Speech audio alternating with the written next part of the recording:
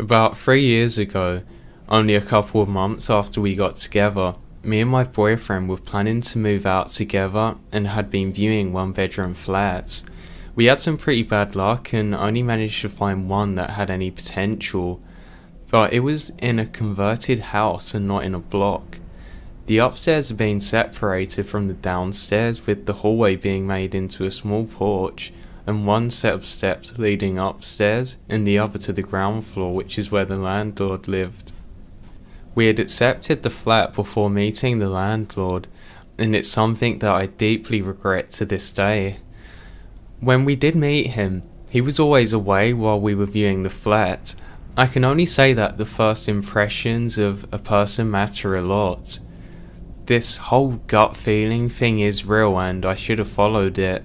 He spoke very common, and if you're not from England, that basically means you don't really speak with a posh accent, so you say a lot of "you're right mate" and stuff like that, which annoyed me from the beginning. He looked strange, with horribly intense creepy blue eyes. I can't even remember vividly what he looked like, but something about him just made me not want to look at him in the eye. Well, the first meetings and impressions aside, he seemed kind of rough but was polite and explained the rules of the flat. Now before I go on, I want to say how shady this flat was now that I have lived in other flats. The electric meter was run by pound coins and seemed to be considerably more expensive than it seemed. The landlord kept telling us that he would come up by month and month to collect the money we put in. Keep in mind that we are only paying for the electricity to run the upstairs of a small house, and it was already costing us about 20 quid a week. I can't remember how we paid for gas, but we didn't have a meter. The landlord also told us he would be unable to have the internet working while we lived there, as it would involve us making holes in the walls, and the council tax was apparently included in the rent, meaning we gave the landlord our council tax with our rent and he would pay it off. So things already seemed off. Now, it also didn't help that the estate agent conveniently forgot to mention that his wife had died, and that was why he had to convert the upstairs. The landlord told us this with no discomfort whatsoever, and I couldn't stop thinking about whether or not I was sleeping in the same room that she actually passed away in. The first time the landlord confirmed my suspicions of being a bit strange was when we just moved in.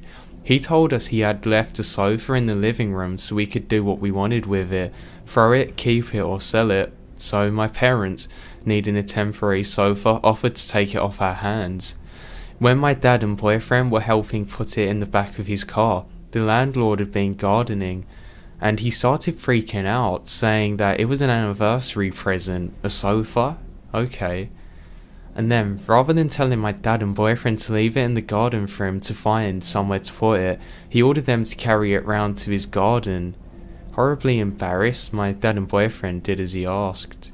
Now, it seemed like a silly reason to start hating someone, but just the way he flipped, his behaviour, how rude he was about it, the fact that he actually said to us that we could do exactly what we wanted with it, and as soon as we tried to get rid of it, now it is an anniversary present, and how dare we not ask him first? It didn't make sense. A couple of weeks later, we started noticing that he was smoking pot, a lot of it. The porch constantly smelled of weed, which was embarrassing for us when guests came over. You know, I didn't think anything of it, but it certainly didn't help my attitude towards him when our entire flat smelled like weed the whole time. Another reason he made me uncomfortable, I used to work at a bar for a few months while I lived there, and whenever my dad dropped me off home at 3 AM when most of my shifts were done, he would look out of his living room window, creepily. Seeing his shadow and silhouette move and just standing there while I walked in the door was more than enough to send chills up my spine and make me hesitant to come in. He also never approached me. I talked to my fiance instead, early in the morning. When my fiance came back from work, the landlord had opened the door to tell him that I was being too noisy coming in at night and that he needed to tell me to be more quiet. This coming from the guy who was doing God knows what downstairs at ridiculous times in the morning. And I know it was a silly thing for the landlord to shout at my parents for, because I tried to be as quiet as I possibly could every night so I didn't wake him up, and open the door. So he was just scaring the hell out of me. Flash forward a couple of months, and I realise I'm pregnant. Me and my fiance are super happy. We have some friends around one night, and the next day, we go out to tell my parents about this.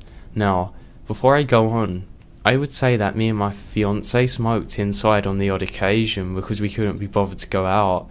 I used to smoke outside the bathroom window when my parents was at work during the night shifts, so I didn't have to go out alone and risk encountering him again. One afternoon, my fiance and I were cuddling and watching a film together when we hear a knock at the door. It was the landlord, asking to empty the electric meter.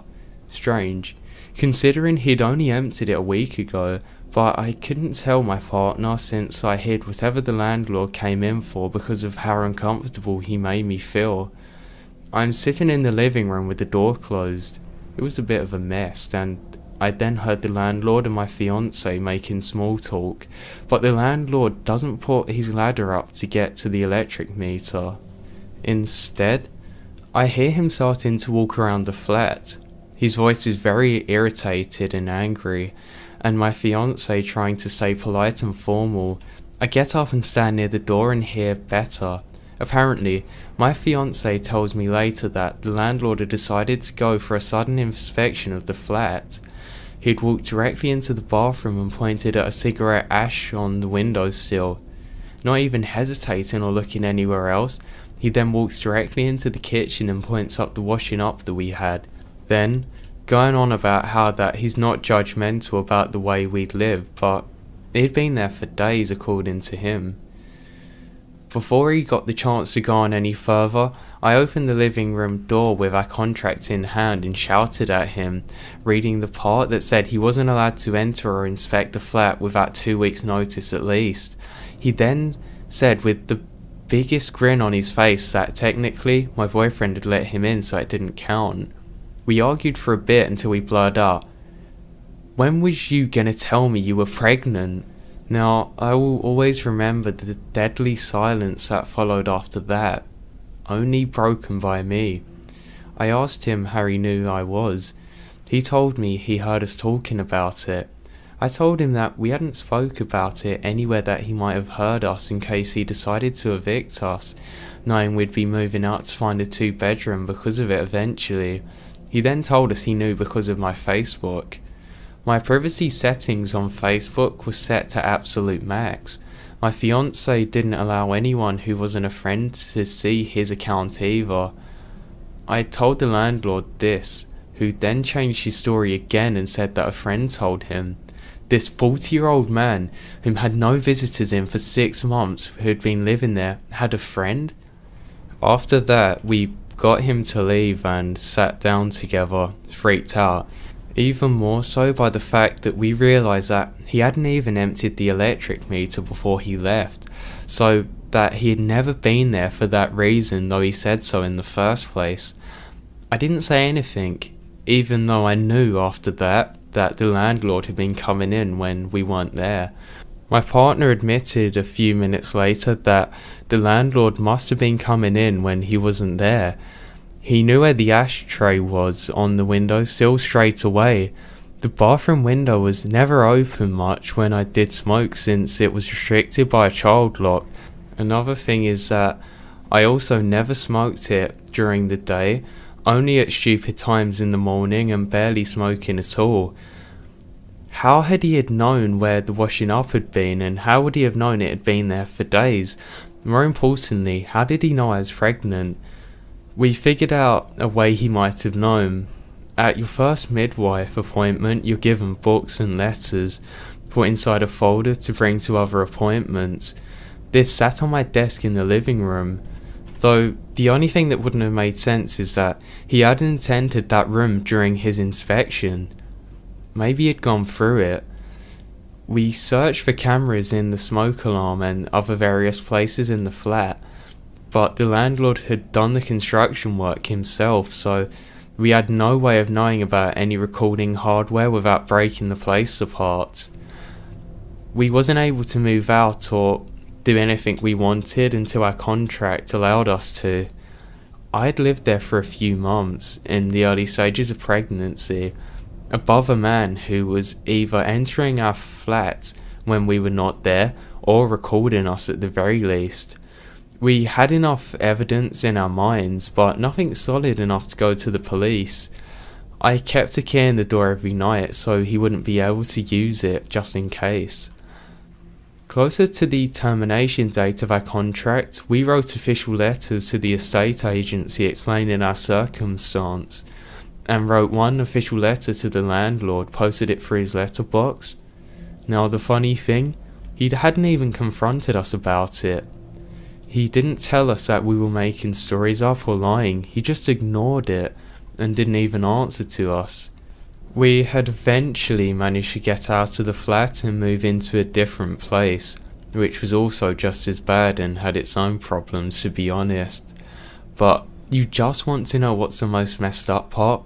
We had all these meetings with the estate agents, told them everything that happened, talked about how dodgy everything was, even with the flat's electric meters and not being allowed any internet. And the estate agent then told us that he talked to our landlord about the allegations and they'd sort it. Once we got into our new flat, out of curiosity we looked online. The flat was listed under the same estate agents again. Knowing that this guy could have potentially been filming / monitoring his tenants, the estate agents still realised that this was wrong, but even then relisted the property. It scares me to this day knowing that innocent couples like us or people could be moving in there, not knowing what the person below them is capable of doing.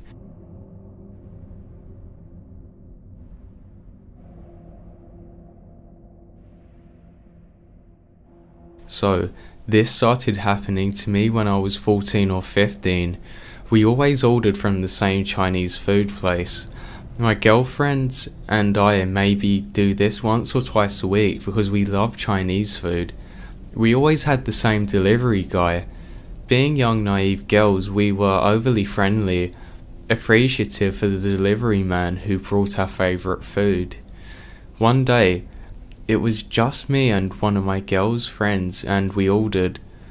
My dad wasn't home because he always worked late, but I was old enough to be home alone so it wasn't an issue. My doorbell rang and I went to answer with exact cash, including tip, and say thank you, and that's what happened and we're all set. So I thought. He said, "Let me come in and just count it quick." I said, "Oh, it's $25, whatever the tip is over, you're set."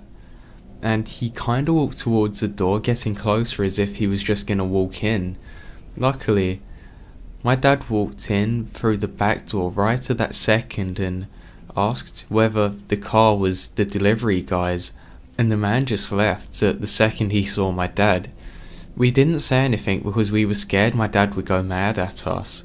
So fast forward maybe a year later, so things happened to my friend, but at her house. She called her mum crying and her mum called the Chinese place. The guy got fired because they had gotten other complaints, so we thought we were in the clear. Fast forward maybe 5 years further down the road. I go to this 24-hour gym. Half of the time it's unstaffed, but you need a key to get in, which is a swipe key. I was home alone and it was maybe 8:30 at night and look who walks in. Him. He tried talking to me and I left very quickly. I told my friends I saw him. Whatever, it was just a weird convenience. Now, I'm 20 years old at this point. I work full time with my dad. And we were driving around and had to stop for gas. We own a company together and our company truck is very vivid and has our last name on it because it's a part of the company name. I go inside to grab a bottle of water and get some other things while my dad is pumping the gas. And the same guy's in the gas station. And he says to me, "You look like someone I know." And this was when I was 15 that I first encountered him. I said no, paid, walked out, and said to my dad, let's go. Then the guy comes up to us. Well, he kind of creeps up to my dad's side and said, do you know someone by the name of, and said my exact name that lives on, and he said my exact street. He even knew my last name first and remembered my address from probably 7 years ago. My dad remembered him immediately and told him to leave me alone or he was going to call the cops.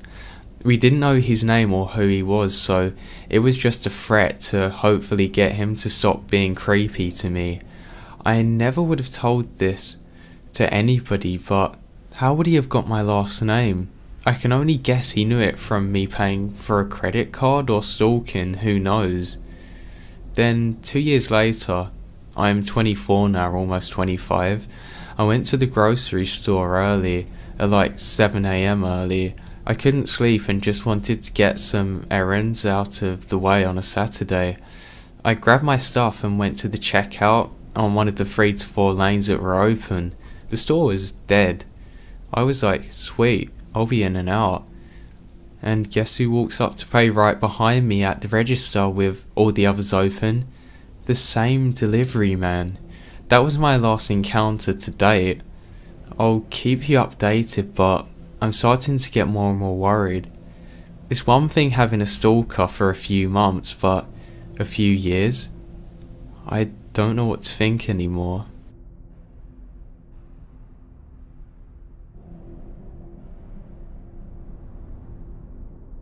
So my mum and brothers were going to visit some family in California for a few days during the summer. So they packed up and left very early in the morning at around 5 AM. My dad and I stayed behind since I had a job now and couldn't take time off, nor could my dad. At the time we lived in a small 3-bedroom apartment. A few hours after my mum and brothers left, my dad had gone for work and I got up for bed and started choosing my work outfit and hopped in the shower. After I was finished rinsing off, I hear my small chihuahua barking her head off like I've never heard her do it before. She's actually a pretty calm and lazy chihuahua, so my paranoia started off straight away after I heard this, so I shut off the water and I heard some sort of scratching and my dog still barking like crazy and growling. I decided to jump out of the shower and grab my towel to dry off, but of course I didn't remember to bring my clothes into the bathroom with me. All of a sudden I hear the sliding door swing open and my dog is now going even crazier than before. I now know that somebody had been trying to break in and had been successful. They're now inside my apartment. The door to my bedroom is directly across from the bathroom, so I'm helpless and clothesless in the bathroom with my phone in my room. So as I listen in to someone walking around in the living room, I open the bathroom door and run across to my bedroom. While I open the door, I then hear somebody running and my dog is now beside my feet. I try and grab her to come in the room with me, but she runs away, probably to bark at the intruder. I yell to get out of the house and that the cops are on their way. They just laugh. I am now in my bedroom locked in. My window has always been jammed, so I can't escape. I quickly call 911 and change while I'm explaining that I'm locked in my bedroom and somebody is in my apartment, as I text my dad while on the line. I'm still worried about my dog and it's been quite a while now, so I look under my door and see no one there. I cracked the door open a bit, hoping that they got scared off and ran. Nope. My bedroom door can somewhat see into an area of the living room. The guy's just sitting on our couch, staring straight back at me. He's in a hoodie and the strings are pulled tight across so I can't see their face. They get up and my dog goes nuts and tries to bite him. When I see him get up, I get scared and close my door again. I hear as if he kicks her and she starts crying and runs over to the bathroom door, then to the bedroom. I can see her little paws under my door, but I'm too scared to open it with the possibility that he's right there. I'm now crying and scared about my dog, but I know I can't open the door. The operator is still on the phone with me at this point and tells me that The cop is now there and coming up to my apartment. The dude comes up to my door and knocks on it softly. Then a few seconds later, I hear my front door open and shut. A minute later, loud knocks at the front door and the operator tells me to go open the door. I try to refuse because I fear that they're still out there hiding, but the operator insists that they're probably gone by now. I run out to the front door and let the cop in. I explain what just happened and he looks at me like he's bored. He tells me they'll look around the complex and to knock on my neighbour's door and see if they've heard anything, and that I must lock my doors. I didn't even bother to search my apartment to make sure he's still in there. The cop leaves. I try to brave myself and look through the apartment. When I get to my brother's room, I see that the window is wide open and the curtains are moving. They had still been in there the whole time. This means they were trying to lure me out, and they opened and closed my front door, but the cop got there shortly after and I'm sure that's why they escaped.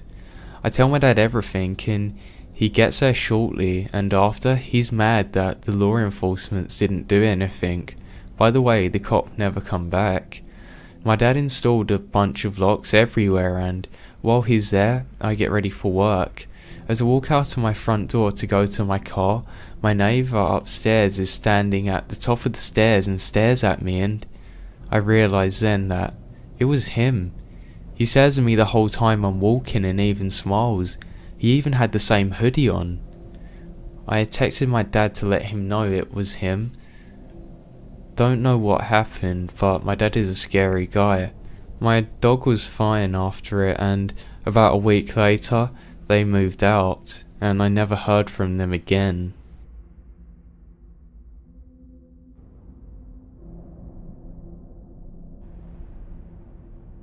I started leasing a condo in 2010 and lived there for roughly 4 years. To understand this story, I have to explain that the location/layout of the condo is as follows. First and foremost, in the area I was in, my condo was considered a carriage house/back house. Basically what it means is that my unit was detached from all the others with a small condominium complex. My unit also sat above the other complex's water heater and very small laundry facility, therefore I was on the second floor. In short, my condo was basically comparable to living in a very small house that is on a second floor, so I had no one above me, besides me or below me. It was a freestanding unit, and if I wanted to visit my neighbours I had to walk down the stairs and go through a gate. My condo was also only accessible through that alley.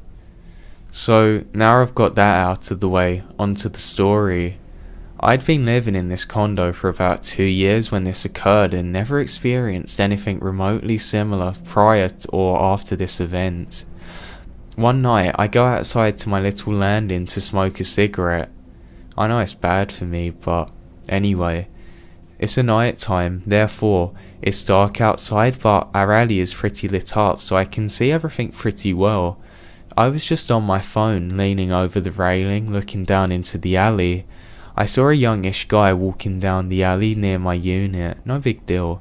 Occasionally we would get people that walked into our alley from the bus stop, but they never just stopped there and stared. They continued on and I never felt threatened or concerned as I lived in a pretty prestigious area. However, this guy stops abruptly and just stares at me. I mean, the dude literally stopped dead in his tracks. He don't say a word, he just stares straight up at me. At this point, we're making eye contact.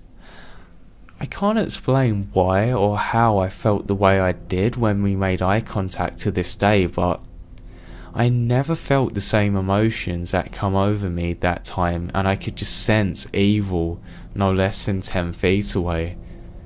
His eyes had zero emotions. It looked as if he was staring at me like a lion before it killed its prey. I had never seen this man before in any of my life. And again, he was just staring at me. After making the eye contact, my heart was beating rapidly, so I put out my cigarette and went inside. I didn't want to make it seem extremely obvious because, well, I didn't know what his intentions were. I locked my screen door, locked my big wooden door, and called one of my neighbours to see if he could go over and check out what this guy was doing. The neighbour answers, but says, "I'm home right now, but I'll be pulling down the alley in a couple of minutes so I can check for you." At this point, I am standing in my kitchen, which is about 20 feet from the door. I started to hear footsteps then on my stairs. That was then followed by the sound of somebody trying to open my door. I then heard the screen door being almost pried open. I wasn't expecting anyone that evening. I soon found out that when the stuff goes down and fight or flight kicks in, I freeze apparently. No grabbing a knife for me. So it's needless to say that if anything happens in the future, I don't know what's going to happen to me. At this point, I don't know how long it's been from a time standpoint, but honestly, time does stand still when you're in true fear. And I know this man has gotten my screen door open, and who knows what's next. As I'm just standing there preparing for the worst, I then hear my neighbour screaming, "What are you doing?" The man called into my saviour neighbour, flew down the stairs, booked it through the alley, as my neighbour tried to catch up, but my neighbour was a bit older.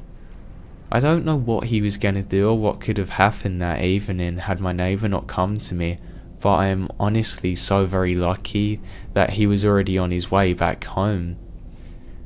God knows what would have actually gone down had things have been different that night.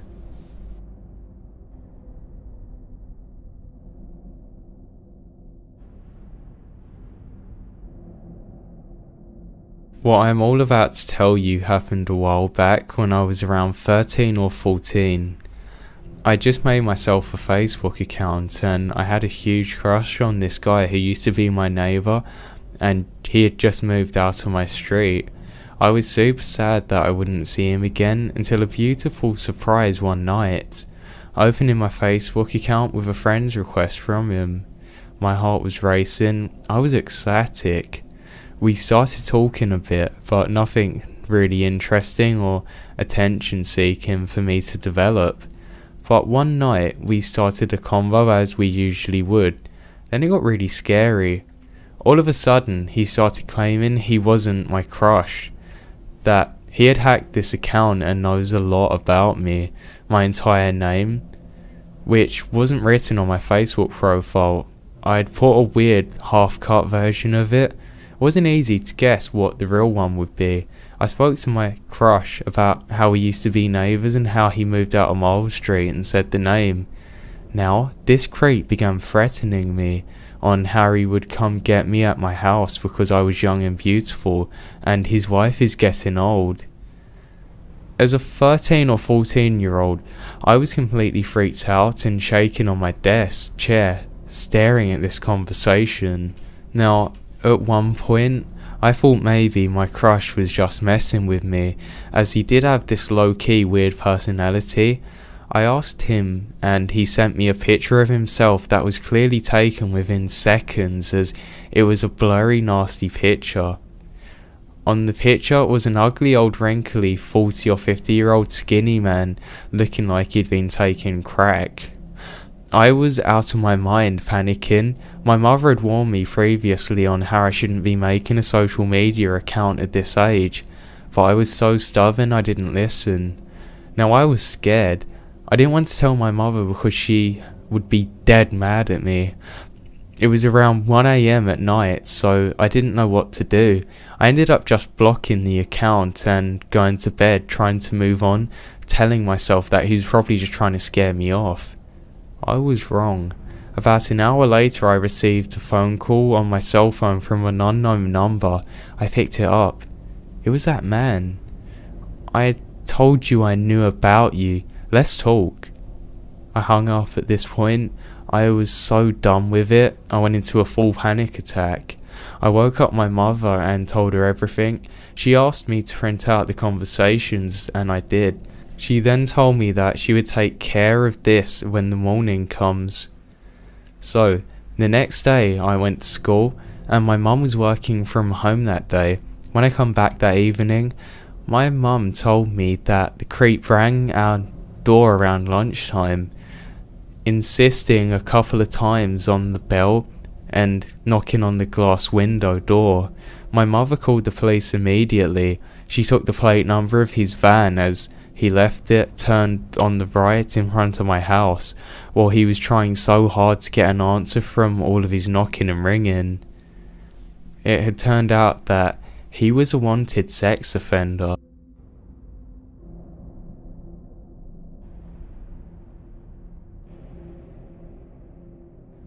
This happened to me about a month ago after I started my freshman year of college. I had to take a trip to Goodwill to buy some cheap clothes, and it was getting fairly late into the evening. I knew I had to hurry up because I didn't want to miss the last back bus to campus, so I was rushing through my shopping a little faster than I should have. I was rounding a corner with both arms full of clothes when I nearly ran headfirst into some guy. I was flustered and apologised to him, expecting to hear one back.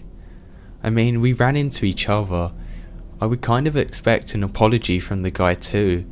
When I look up at him, he's 6'1", has a well-trimmed beard, had the whole man bun thing going on, but the thing that got my attention was his eyes.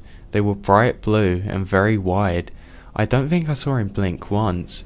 He was fairly attractive, but those eyes were unnerving. He didn't say anything, he just kinda stared at me. I proceeded to continue my calls to the changing room without waiting for him to apologise. I pretty much immediately forgot the events that had just transpired, and I tried on the clothes a little. I found an outfit I liked, put the clothes that I didn't like away, and gone off to look at some shoes. I'm just standing there between shelves, browsing and minding my own business, when I see him walk past again. For some reason, at this point I start intentionally referring to him as Hipster Man Bun. I can see his mouth moving, he's muttering something under his breath. At first I think he's insane, but then I see that he has one of those hands-free Bluetooth phones over on his ear. Not that weird. I find a pair of shoes I want and keep looking around for various clothes to see if I missed anything, when I notice that this dude followed me back to the main clothes rack, still talking on his phone, still staring at me with those eyes that were a little too wide. At this point I'm fairly creeped out and decided it was time to go. I go up to the front, purchase my clothes, then go outside and start walking to the bus stop. By the time I get there it's completely dark and no one else is waiting for a bus. That isn't to say I was completely alone. The bus stop is located in a fairly populated part of town, so there were plenty of cars whizzing by. That didn't stop me from feeling unnerved though, especially not when I looked back and saw that Hipster Man Bun was walking right towards the bus stop. At this point, I keep telling myself just to calm down, and that there's nothing wrong with this guy and he's just a little creepy, sure, but none of that has to do with me. As he makes his way to the bus stop, he's then standing a few feet away from me. He's still muttering things into his phone. I strain to listen to what he's saying over the sound of traffic, and what I hear sends so many chills to my spine, it's unbelievable. Short, female, shaved pink hair. I stand there listening in absolute disbelief as he lists my features, my glasses, piercings I have, clothes, etc.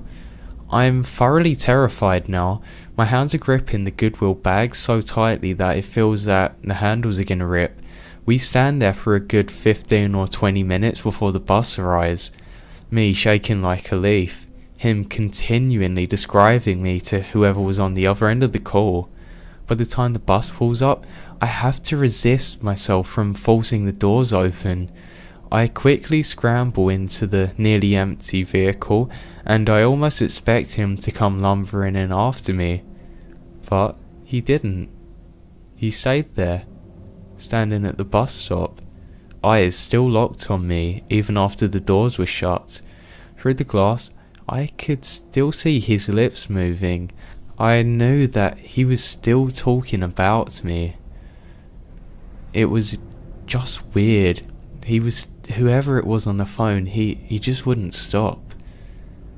Over the next few days, I kept my guard up tenfold, always expecting to see him or whoever may have been on the other end of the call, but so far, I still haven't.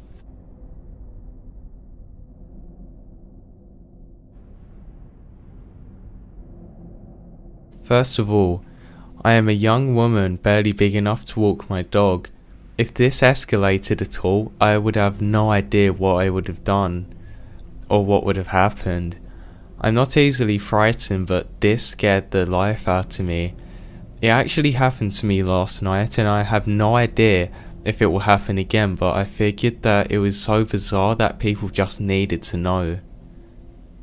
It was just me, my dog, who is massive and nice, and we're in my private apartment attached to some townhouses separated from the other buildings by a strip of wood. It's kind of like a tiny house that just shares a wall with an apartment building. As in, nice as it is, it's in not such a nice part of town, but I have a backyard, my own space, and work in electricity for cheap, so I love this place. It's my first time living out on my own, and I'm not gonna lie, I've been a little freaked out about living here alone. Even with a big dog for security, last night that definitely didn't help. So I was laying in my bed browsing Reddit and trying to fall asleep when I heard a tapping on my window. My bedroom has 2 windows facing the backyard on ground level, about 3 meters from the tree line with nothing but open grass outside. At first, since I am not used to sleeping on the first floor, I thought it was a tree or something flying against the outside of the house. But that is when I remembered it. I'm on the first floor and the only floor with no trees close enough to reach the house, so I started to feel a bit nervous. I was some weird mix of both scared and annoyed about the tapping that was keeping me awake. The noise had my dog's attention and he wasn't barking yet, which meant it probably wasn't a person. So I wasn't as afraid as I could have been. Gradually, annoyance replaced the fear and I decided I should go tell whatever it was to knock it off. Best case scenario, there was no one outside and I was talking to myself with no one to hear me. Worst case, there was someone outside and I would catch them off guard and they would leave. Right? Yeah, absolutely. I figured if there was someone there, they expected fear, not conversation. I then worked up some courage and shouted out for them to stop it in the dark, and the tapping continued. I repeated myself a little louder, then shouting at them with more profanities, asking them to stop, and the tapping stopped. After a second, I heard a male voice call back. Sorry. The tapping didn't stop again, but wow, I didn't expect for somebody actually to be there. I got out of my bed and ran to the window with my phone in hand, ready to call the police. But when I peeked through the blinds, I saw the guy with his hands up and the weirdest smile come across his face. I then quickly turned my phone away from me so that the flashlight wouldn't illuminate my face and he wouldn't know what I looked like. A few seconds later, I turned the light off and he hadn't moved 1 inch. Not even his face. He still had that weird creepy smile and was staring right at the window with his hands up, like he was posing for a photo. In hindsight, I don't know why I didn't take one. Finally, he turned around and started walking back through the woods into what I assume was his own apartment right across from mine. I had no idea what possessed him to tap on my window for half an hour or what he had in mind, but he still hasn't come back yet. I'm not sure what to do if he does. I didn't fall asleep last night and I'm nervous to go to bed tonight, but I still have class in the morning. Besides, I have a big scary dog for exactly that reason. I should be fine, but still, what kind of a person just knocks on a stranger's window at midnight? When I woke up in the morning, I went to check the window pane and saw that there were clear scratches on it. I don't know if the guy made it or not, but likely it was a weirdo living across the woods from me. I don't like to think of what he had in mind if he had have actually gotten into my bedroom. I just like to think that he was only planning to rob me.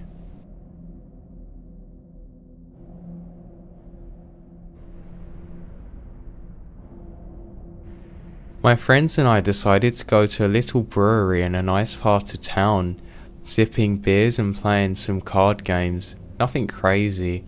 I went up to the bar to order another beer, and my friend walked past me and jokingly shoulder bumped me. I gave him a nudge back. Now here's where things start to get strange. I'll just call him John.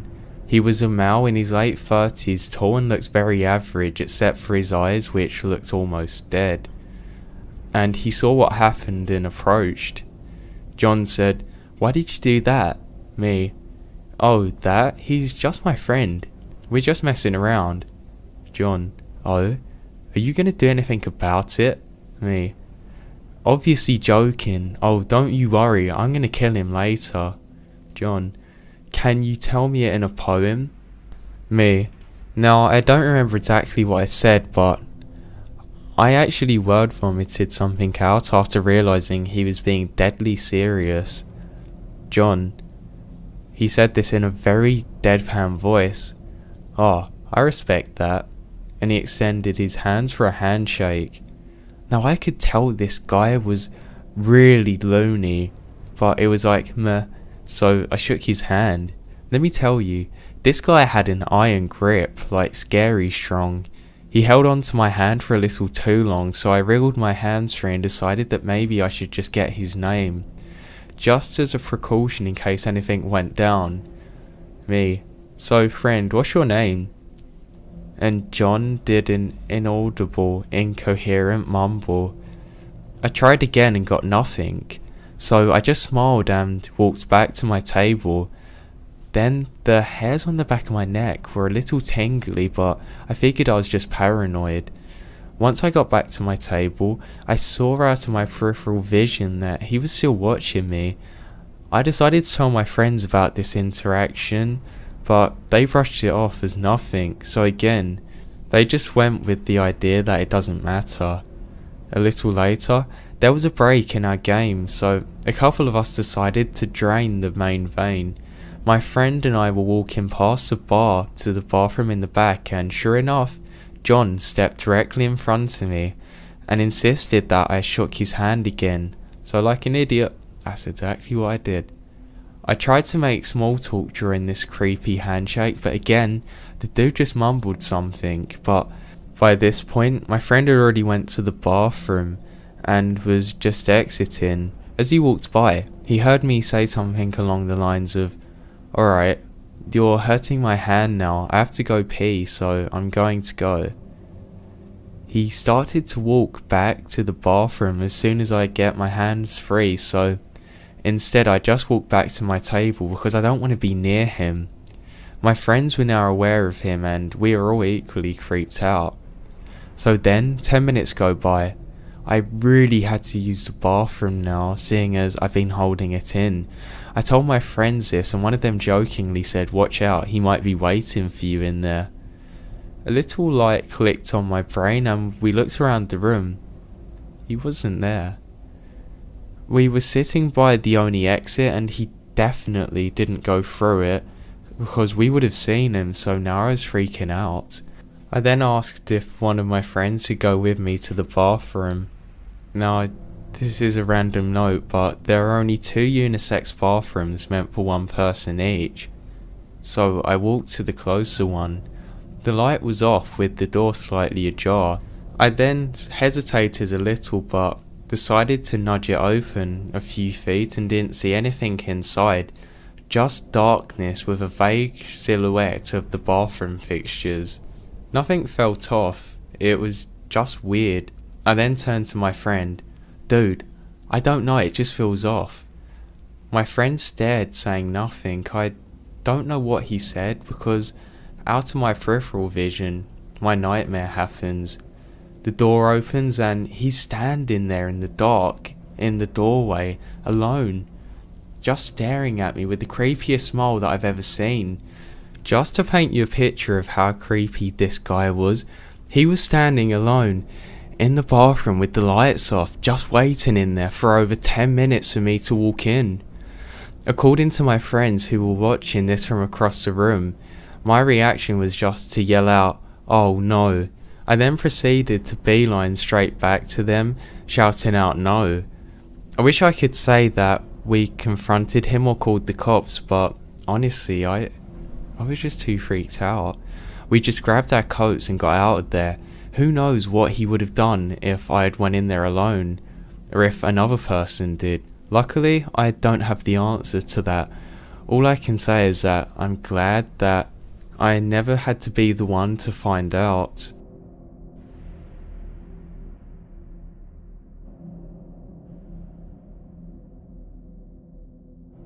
I would like to give a little background on my story before I begin. I was around 14 years old at this time. I'm 25 now, and I live in the middle of nowhere in Pennsylvania, surrounded by cornfields and woods. The house I live in was an old trailer, so it was long but not very wide. This will be important. My family owned the land behind our house, and there was around 70 acres, so the only neighbours we had across the street would usually just keep to themselves as we were so distant. With this being said, we never had to lock our front door. We had a back door, but the hinges were rusted shut, so we always had to keep it locked because no one was going to come in or out, so it didn't matter so much with the front one. Now, my mother was going through a midlife crisis, as I like to say, because she was drinking all the time and had a multitude of different guy friends whom she would bring around me and my brother, who was around 10. Also, during this crisis, she brought home a man called John. I'll just call him John for this story. He was an old guy. He was okay, but something always struck me as odd about him, but I could not place the feeling. I was young at the time and knew little about what the drugs he was doing, crimes he was committing, etc. I, however, did not know everything at the time, and I'm glad I didn't. After about a week of non-stop partying, they become an item, and not long after he moved in, which meant his 15-year-old son also came. The son, called Sam, was nothing like his father. He was very polite and respectful to me, and I remember on multiple occasions asking him how he turned out so great. His response was always the same: "I don't want to be like my dad." After about 6 months, I had forgotten the odd feeling, or pushed it aside at least, and we had turned into a dysfunctional family. Now, we had our ups and downs, but knowing that I had someone there who was around my age made things seem a little less horrible. Many nights while my mother and dad were out doing God knows what with God knows who, the three of us were left home alone, which as kids we thought was the best thing in the world. Sam and I would send my brother to bed around 9 PM and we would stay up listening to music and playing guitar until we saw the headlights, and then we would run to our rooms and pretend we'd been asleep the whole night. One night around midnight, we were sitting in the living room and Sam decided to put on his headphones, which were connected to a speaker system, so he could play his guitar without waking up my brother. He was doing this and recording a song when all of a sudden he looked over at me a little confused. I smiled and asked him why he'd stopped playing, and he put his finger to his mouth and told me to be quiet. I started to get a little worried by this and took a look around, but I didn't see anything. He took his headphones off and slowly put them down, and he walked to the front door, and he lifted the blanket just enough to see the doorknob. He instantly clicked the deadbolt to the lock position and poised for me to move to the ground. I was freaking out at this point, and I did as he wanted and laid on the floor. He slowly creeped over to me as if not to make a sound. All the while his eyes were fixed on that front door. When he made his way very slowly over to me, and lay down with me.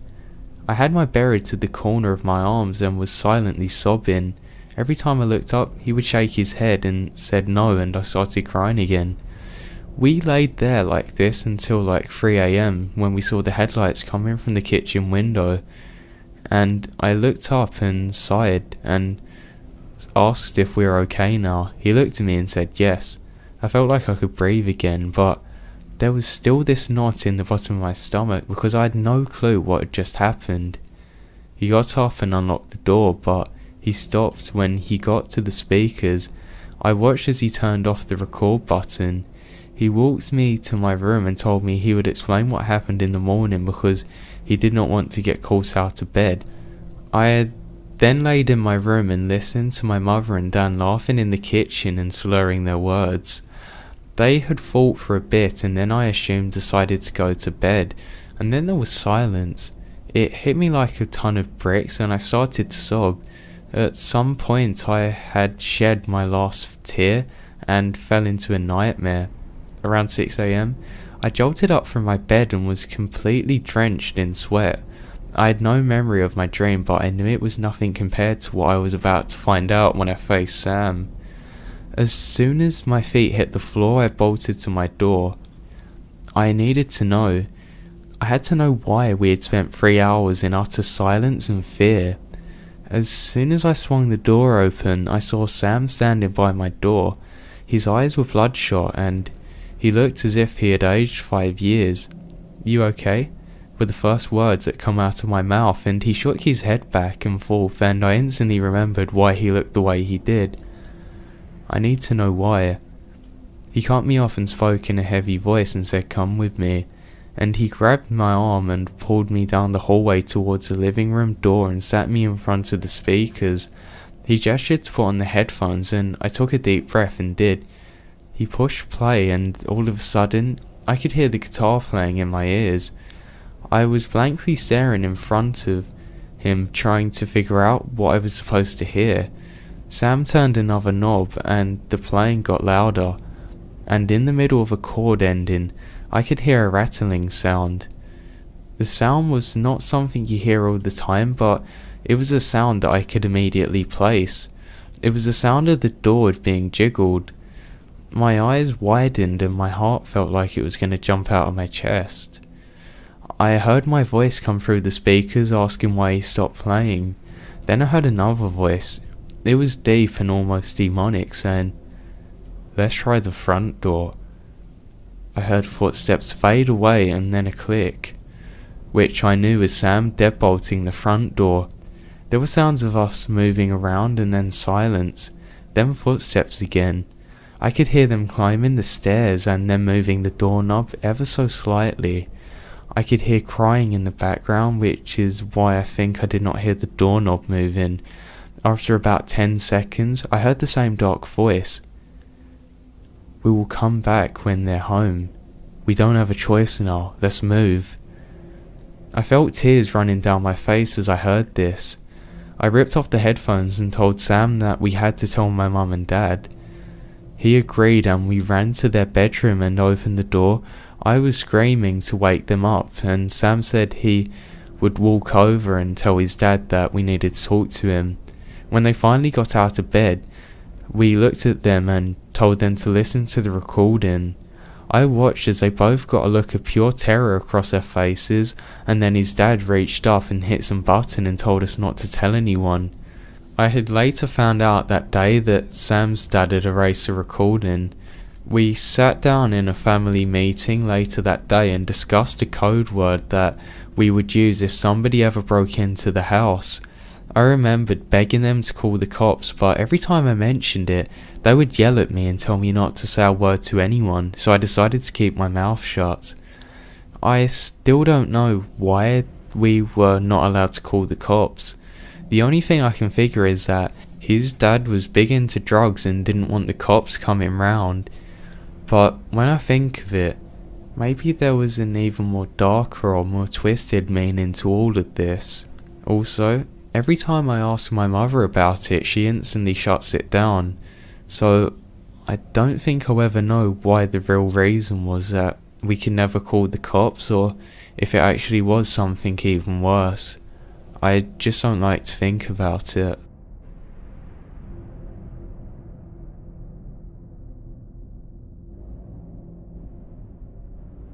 I'm a 24-year-old guy, and this happened to me about 6 months ago. I live in a rather large complex, one that is very open and social. People are always outside waving to each other, having drinks and barbecues, just stuff like that.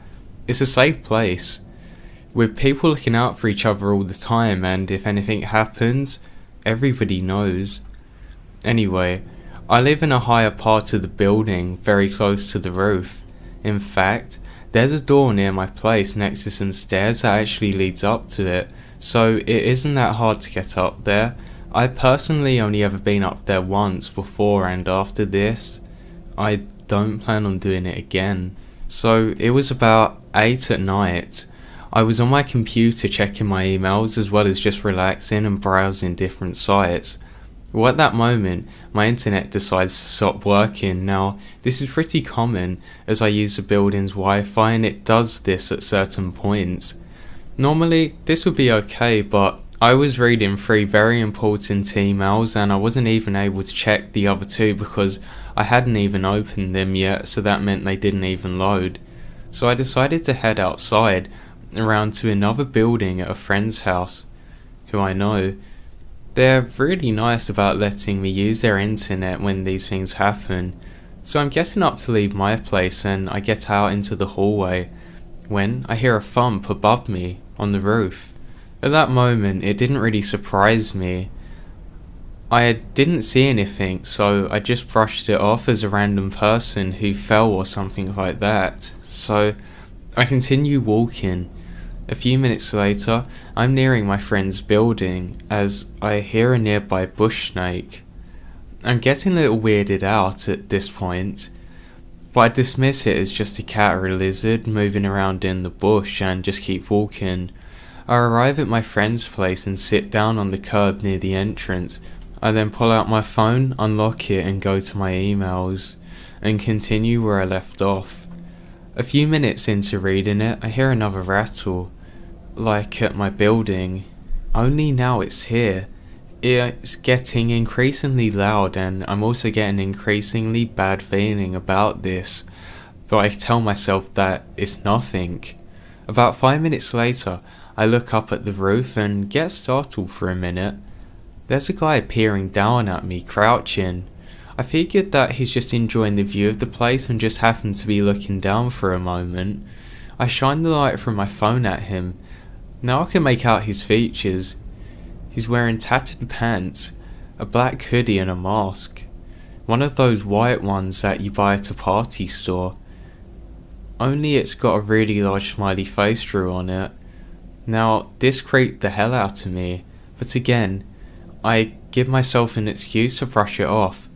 I just nervously laugh at this guy and go back to reading. I look up a few minutes later and this guy is just sticking his head over even more than before. I'm starting to get even more scared now. This is beginning to feel like a horror story.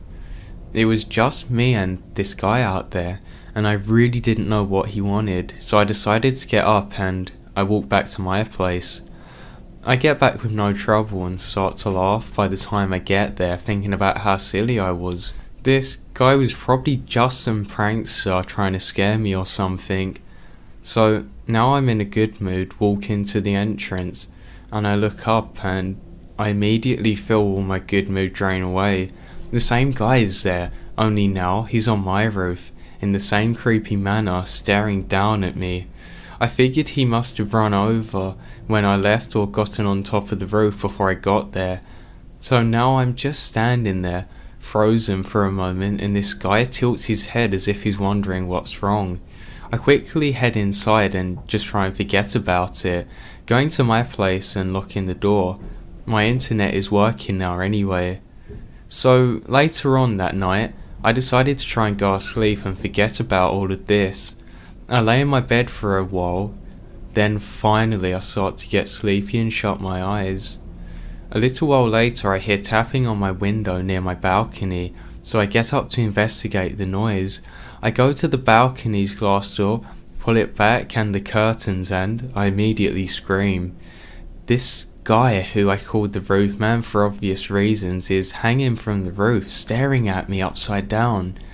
He tilts his head and I'm standing there frozen, wondering what the hell he wants from me or where he come from. What he does next scares me even more.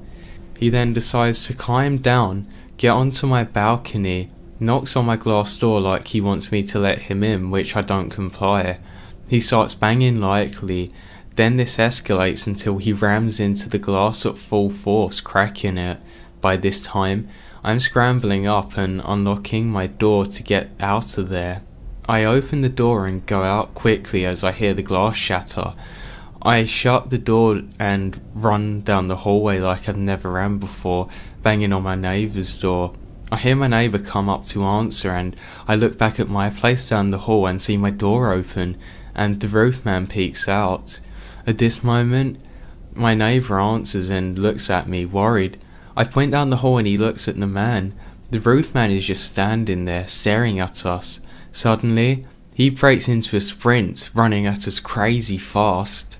My neighbour pulls me inside to his place quickly, closes the door. A couple of seconds after, we feel loud banging at the door, much louder than my banging earlier.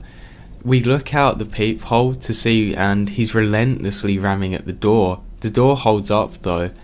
After a while, he gets up and just runs off. We called the police and they searched the complex for him, but he wasn't there. I don't know what scares me more, that horrific night or knowing that he's still out there.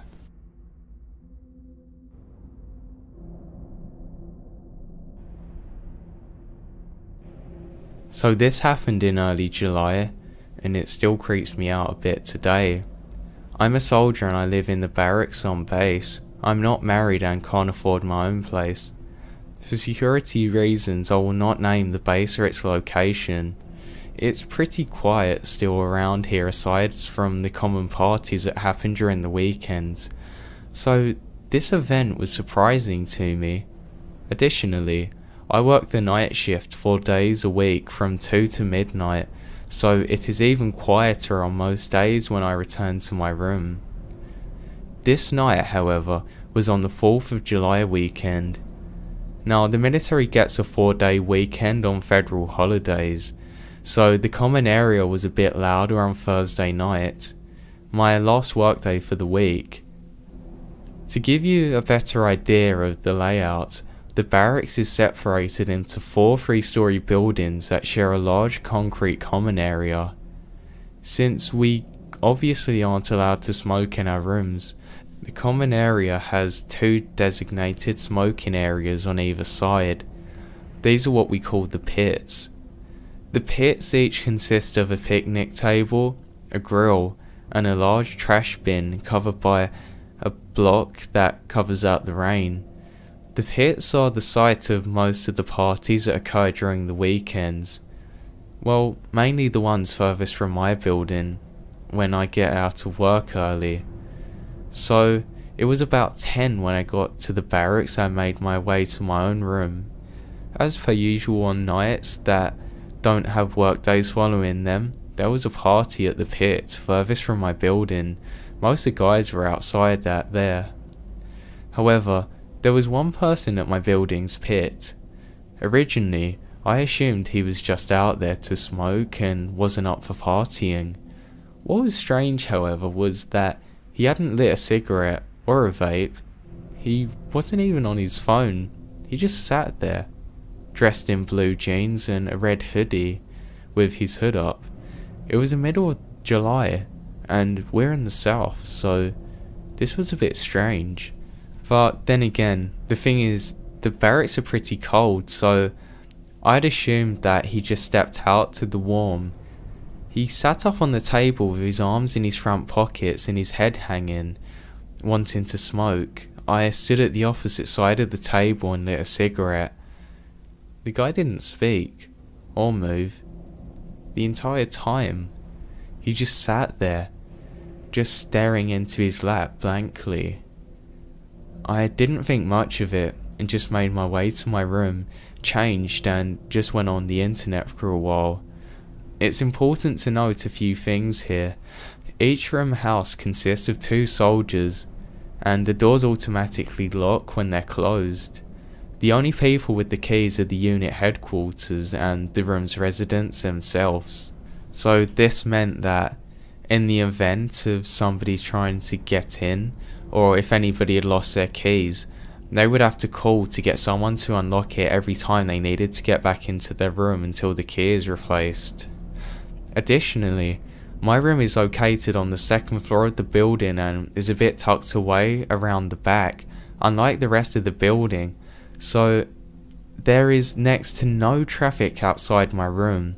I got used to it really, but lastly, on my side of the room, there's only one window where the door is, so I can rarely see who passes from my room because how the window's situated. Finally, my roommate worked an odd shift from 8 PM to 4 AM, and I wasn't too sure what days he worked. Also, the room is very dark, so I cannot see if my roommate is asleep in the room when I first enter, so I close the door quietly by keeping the knob turned as it closes, and at this time he definitely wasn't back. It's around 2 AM. I had decided that I would hunker down to get some sleep, but before I dozed off, I could hear some shuffling from outside. I decided to peek out the window and could see some obviously drunk girl tripping over herself trying to get to her room. I knew the girl lived in the room next to mine, so I didn't see a need to go and help her since she was literally right there, but I decided that I was going to listen for a while until she had entered her room. About 10 minutes later, I heard someone walking towards my door and stop. So I figured that this was just my roommate getting home, but I couldn't hear the obvious sound of someone unlocking the door, and for a long moment it was silent. Then, the sound of my door slowly opening. Instantly I sat up and looked at the foot of my bed where the door was. There was no sound of the doorknob opening, and no click of the lock. The door was very slowly being pushed open as if someone was trying to keep it silent the whole time, which isn't normal for my roommate. After the door was fully opened, someone not in uniform just walked in. At first I didn't recognise who it was, but then I noticed a red hoodie. I jumped up and screamed for them to get out. The man then just jumped and darted out of the room. I jumped out of bed and ran to the door, but by the time I made it, the guy jumped over the rail onto the bushes below and was running across the commons area.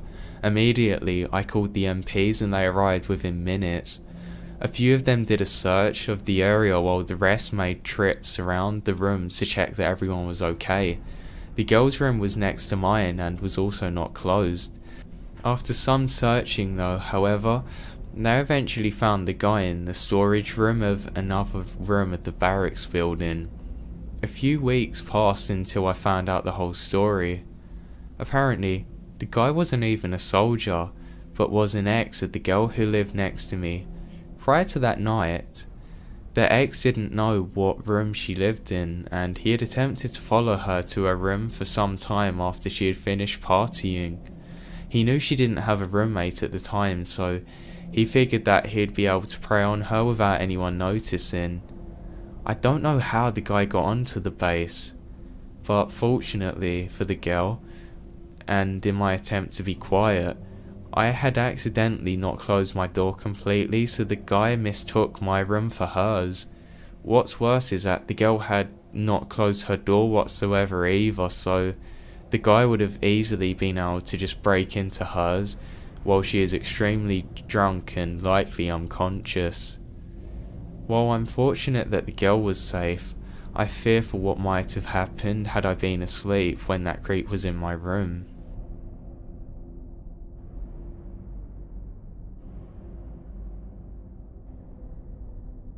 This happened to me a few years ago, not far from my house, and this still gives me chills every time I walk down the sidewalk alone. Summer was at an end and my school was having a planned day, so I stayed home with my older sister. She had a terrible cold with high fever and a really bad cough. Sometimes it worried me, so I called my mum in her lunch break to ask her what she could do about it. But she wouldn't be off work until 8 in the evening. She said that she had a meeting right after 2. She told me to go to the drugstore and buy some cough medicine and something for the fever. Even though I'm very lazy, I obliged. I just wanted to see my sister feeling better. I live in the north side of Norway, so it didn't take long before it got dark outside. It also rained cats and dogs here, and it had been like that for many days, so it was pretty cold. I thought to myself that I wouldn't be surprised if I caught the same cold as well, especially from the weather, but I just had to suck it up, put on my raincoat and head out. The drugstore isn't that far away from where I live, it's maybe 10 minutes by foot. I would always walk slowly then, but not now. I got to the drugstore and bought the stuff I needed without any problems, and the woman cashier was a bit chatty. I'm not a chatty person and I hate small talk, so it was kind of awkward. I eventually got out of there and began to walk home. I was about halfway there when I noticed a car coming up behind me, very slowly. I could hear the sharp sound of the brakes as it slowed down until it was just rolling next to me. It was already very cold out, but this made me freezing. The car was dark greyish with dimmed out windows. It looked very expensive though, enough to make my car look dull, but I was too scared to care. It then continued like this until eventually one of the windows rolled down beside me, and I turned to see a guy in his 20s flashing me a smile. I could barely see the driver and the 2 other guys in the back. It was all guys, but it made me want to puke, so I looked away. "Hey sweetie, where are you heading? Need a lift?" His voice made me want to cry. His tone was so sweet, yet taunting. You can only describe it as haunting.